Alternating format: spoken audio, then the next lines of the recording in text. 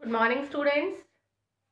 Previous class के अंदर हम लोगों का टॉपिक व्यक्ति की स्वतंत्रता जो है वो कंप्लीट हो गया था। इसमें भारतीय संविधान के राजनीतिक दर्शन में हम लोगों ने ये देख लिया था व्यक्ति की स्वतंत्रता के बारे में कि शुरू से ही हमारे जो राजनेता रहे हैं, जो हमारे संविधान निर्माता रहे हैं, वो व्यक्ति की स्वतंत्रता जो है उस पर बहुत अधिक बल देते रहे हैं। हमेशा से ही ये माना गया था कि भारतीय नागरिक जो है उनको प्रेस की आज़ादी या प्रेस की स्वतंत्रता, अपने विचार जो है उनको अभिव्यक्त करने की आज़ादी जो है वो होनी चाहिए। और इसीलिए बहुत से हमारे समाज सुधारक या राजनीतिक विचारक ऐसे रहे जिन्होंने कि इस बात पर पुरजोर कोशिश की कि नागरिक जो है भारत की, उनको ये स्वतंत्रता जो है वो प्राप्त हो सके। साथ ही साथ मनमानी गिरफ्तारी से रोक जो है उसके संदर्भ में भी हमारे राजनेताओं के द्वारा अनेक समाज सुधारकों के द्वारा कार्य इसके अंतर्गत किए गए। आज जो हमारा नेक्स्ट टॉपिक आता है वो आता है सामाजिक न्याय। देखो हमारा जो संविधान है उसको हम कहते हैं उदारवादी संविधान। अर्थात एक हमारे संविधान के अंदर एक प्रमुख सिद्धांत के रूप में उदारवादी विचारधारा जो है उसका प्रचलन है। और अगर आप उदारवाद के बारे में देखेंगे तो उदारवादी जो विचारधारा है, ये विचारधारा जो है ये व्यक्ति की स्वतंत्रता पर अत्यधिक बल देती है। इसके अंदर जो कुछ प्रमुख बातें हैं उसमें ये है, फर्स्ट, ये व्यक्ति की स्वतंत्रता पर बल देती है।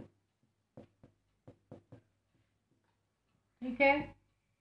दूसरा, इसमें माना जाता है कि वही सरकार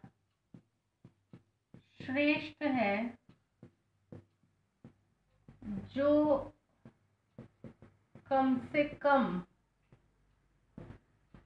शासन करती है। नेक्स्ट, इसमें खुली जो प्रतिस्पर्धा है,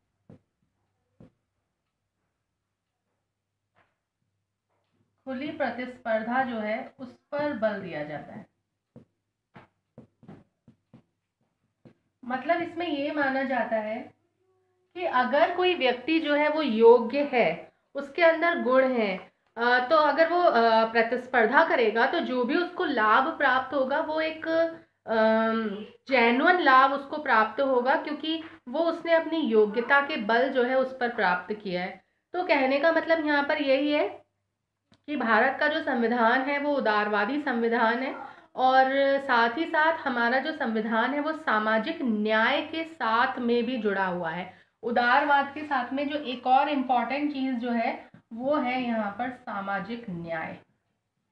ये सामाजिक न्याय जो है, सामाजिक न्याय जो है इसका मतलब ये है कि हमारे यहाँ पर अगर आप देखेंगे तो बहुत सारे वर्ग जो है वो ऐसे रहे हैं जो कि पिछड़े हुए थे या जिनको किसी भी प्रकार का कोई अधिकार जो है वो पहले प्राप्त नहीं था, जिसके अंदर हम अनुसूचित जाति है, जनजाति है, इसको रखते हैं। तो आज आप देखते हैं कि इन जातियों को, इन वर्गों को आगे लाने के लिए सरकार के द्वारा जो सर्वोत्तम कदम उठाया गया है वो है आरक्षण। मतलब आरक्षण जो है वो सामाजिक न्याय से जुड़ा हुआ एक महत्वपूर्ण उदाहरण है। क्यों? क्योंकि हमारे जो संविधान निर्माता थे वो ये चीज़ बहुत अच्छे से जानते थे कि केवल मात्र अगर हमने संविधान के अंदर नागरिकों को समानता का अधिकार दे दिया तो केवल समानता का अधिकार देने मात्र से ही समानता जो है वो कायम नहीं हो जाएगी। समानता कायम करने के लिए, या क्योंकि ये वर्ग जो थे ये बरसों से अन्याय जो थे वो सहन कर रहे थे, सदियों से इनको अन्याय जो है वो सहन करना पड़ रहा था, तो केवल मात्र एक कह देने मात्र से, अधिकार देने से ही इनको समानता नहीं मिल जाती। इसीलिए इन लोगों को संविधान के द्वारा आरक्षण जो है वो प्रदान किया गया है। साथ ही साथ जो अन्याय इनके साथ बरसों से हो रहा था उससे मुक्ति के लिए अथवा इनके मताधिकार को वास्तविक अर्थ देना ही मतलब काफ़ी नहीं था। और इनके ये जो वर्ग हैं इनके हितों को बढ़ावा देने के लिए कुछ ना कुछ ऐसे उपाय, संवैधानिक उपाय करने की ज़रूरत थी, क्योंकि संविधान में जब तक इनके लिए कुछ उपाय नहीं किए जाते तब तक इनकी स्थिति जो है उसको नहीं सुधारा जा सकता था। ये जानते थे हमारे संविधान निर्माता, और इसी कारण से जो हमारे संविधान निर्माता थे उन्होंने अनुसूचित जाति और जनजाति जो हैं उनके हितों की रक्षा हो सके, इसके लिए बहुत सारे प्रयास जो हैं, बहुत सारे उपाय जो हैं वो इन्होंने किए हैं। और इसी का एक सर्वोत्तम उदाहरण जो है वो ये है कि अनुसूचित जाति और जनजाति के लिए जो विधायिका है उसके अंदर भी सीट जो है उनका आरक्षण दिया गया है। साथ ही साथ आप देखेंगे कि ये जो विशेष प्रावधान इन वर्गों के लिए किए गए हैं, इनके तहत ही जो सरकारी नौकरियां हैं, उन सरकारी नौकरियां जो है उनमें भी इन वर्ग जो है उनको आरक्षण दिया गया है। इसीलिए अनुसूचित जाति, जनजाति, पिछड़े हुए जो वर्ग है उनको नौकरियों के अंतर्गत भी आरक्षण प्राप्त है। ठीक है, तो इस प्रकार से ये सामाजिक न्याय जो है उसका आपका टॉपिक जो है वो एंड होता है।